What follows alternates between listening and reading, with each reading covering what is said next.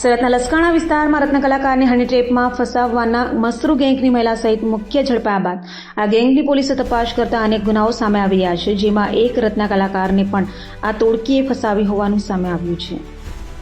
સુરતની હની ટ્રેપમાં નામચીન મસરૂ ગેંગના એક પછી એક ગુનાઓ સામે આવી રહ્યા છે, ત્યારે ગત 22 જુલાઈ 2025ના રોજ લસકાણા પોલીસ સ્ટેશનમાં એક ફરિયાદ દાખલ કરાઈ હતી, જે 15 મે 2025ના રોજ બનેલી ઘટના સંબંધિત હતી। 51 વર્ષીય ભોગ બનનાર રત્ન કલાકાર બાઇક લઈને જઈ રહ્યા હતા ત્યારે કામરેજ બાજુથી ધર્મિષ્ઠા રૂપા રાખોલિયા નામની મહિલાએ લિફ્ટ માંગી હતી।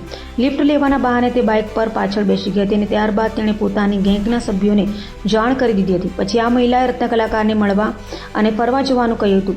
જ્યારે તેઓ ગલતેશ્વર ગયા ત્યારે ગેંગના સભ્યો અમિત મસરૂ, સુમિત મસરૂ, અલ્પેશ પટેલ અને એક અજાણી વ્યક્તિ ત્યાં પહેલેથી જ હાજર હતા અને રત્ન કલાકાર મહિલા ગળે મળી રહ્યા હતા ત્યારે ગેંગના સભ્યો ત્યાં પહોંચી ગયા હતા અને તેમને માર માર્યો હતો। ત્યારબાદ હાથકડી બતાવીને પોતાની ગાડીમાં બેસાડી દીધા હતા। તેમને ડ્રગ્સ અને બળાત્કારના કેસમાં ફસાવી દેવાની ધમકી આપીને 10 લાખની ખંડણી માંગી હતી। રત્ન કલાકારે અલ્પેશ પટેલને એટીએમમાંથી 50,000 આપ્યા હતા અને બાકીના 40,000 પોતાના સંબંધી પાસેથી લાવીને આરોપીઓને આપ્યા હતા, જેના સીસીટીવી ફૂટેજ પણ સામે આવ્યા છે। તેણે મિત્ર પાસેથી 1.5 લાખ અને અન્ય એક વ્યક્તિ પાસેથી 1 લાખ લઈ આપ્યા હતા। હાલ તો આ મામલે વધુ તપાસ પોલીસ હાથ ધરી છે।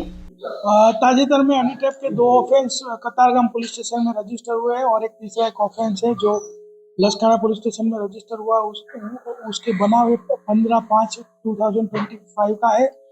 उसमें एक रत्न कलाकार है, वो कामरेज जा रहा था तो उसके पास धर्मिष्ठा वल्लू उर्फे रूपा राखोलिया ने लिफ्ट ली और आगे जाके उसको बोला कि अगर तुमको मुझे एकांत में मिलना हो तो हम गलतेश्वर जाते हैं। फिर वो गलतेश्वर गए तो वहाँ जब वो पहुँचे और एकांत में वो रहे तब वहाँ मसरू गैंग के सभ्य अमित मसरू, सुमित मसरू, अल्पेश पटेल और एक अजाना इसम आ गया और उन्होंने उसको धमकाया कि भाई तुमको ड्रग्स और रेप के केस में फिट कर देंगे अगर तुम 10 लाख नहीं दोगे तो।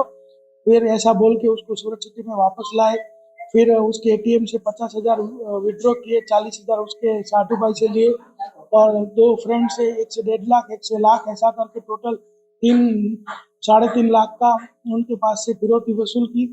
और फिर बोला कि अगर तुमने बाहर जाके किसी को बताया कुछ बोला तो वो धर्मिष्ठा वल्लू हमारे कब्जे में है, तुम पे रेप का केस डाल देंगे।